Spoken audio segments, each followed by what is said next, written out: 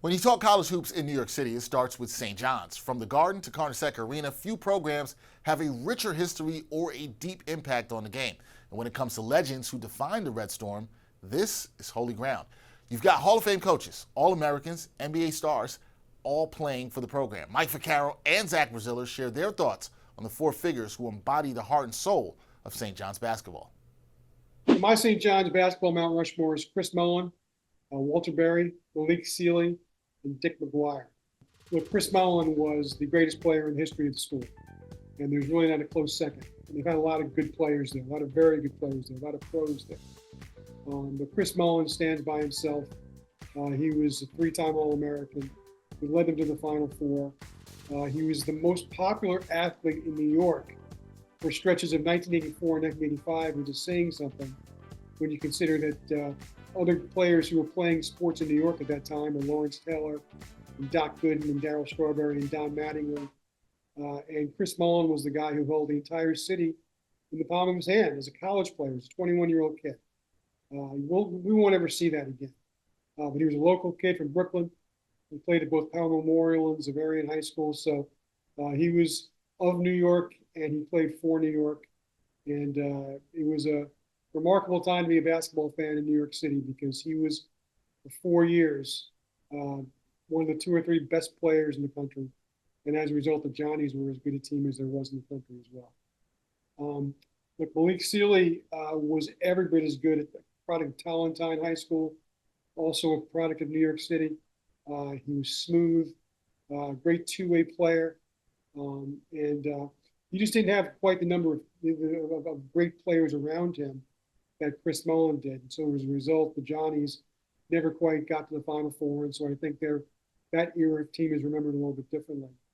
Walter Berry was Chris Mullin's running mate one year in 1984-85, and he was every bit as he was one of the most celebrated school board players ever. Had to spend a year in junior college. By the time he arrived at St. John's as a sophomore, his nickname said it all. It was the truth. And he was every bit of that year that the Johnnies went to the Final Four. And the second year, as a junior, he was a consensus All-American in his own right. And that team got knocked off in the second round by Auburn, or else it might have made a run to the Final Four also. And Dick McGuire is my fourth. And look, that's taking it back old school, but Dick McGuire was a quintessential New York point guard. Him and his brother Al both played for St. John's. Al obviously went on to be a great coach at Marquette.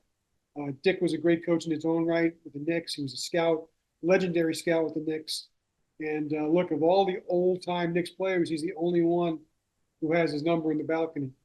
His 15 is retired alongside Earl Monroe, who also wore 15. So he's definitely a worthy member to me of the St. John's all-time team. Well, probably the guy that just misses the cut for me is Lou Carnesecca. And look, it's hard to imagine a Rushmore without Lou Carnesecca, but I went more into the players because I think that's what Coach Carnesecca would have wanted.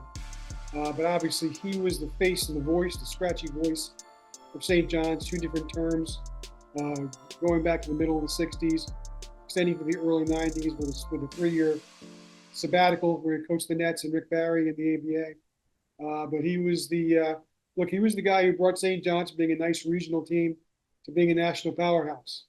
And, the fact that they still have a national profile is entirely the credit of Lou Carnesecca.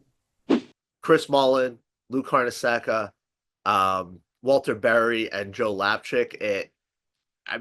When it was assigned, it was kind of a no-brainer. Rick Pitino has said it a million times, St. John's is Walter Berry, Chris Mullin, and Lou Carnesecca. And obviously Joe Lapchick, back in the 50s and 60s, won 4 NIT titles. Back when the NIT was kind of the tournament, he's got a statue outside St. John's. No brainer. Look, Chris Mullin, Walter Berry, obviously that Final Four team in 1985.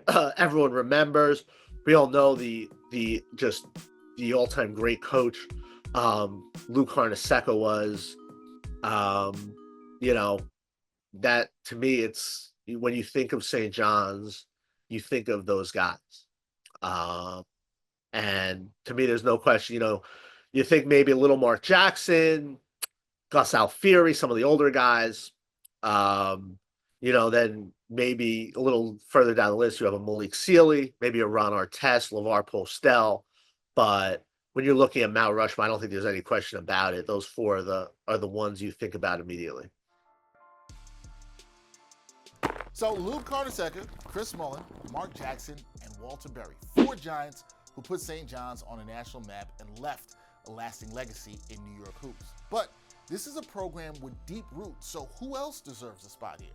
Should Ron Artest be in the mix? What about Felipe Lopez or Malik Sealy? Let us know who's on your St. John's Mount Postmore, and remember to subscribe to Post Sports Plus for full access to this series.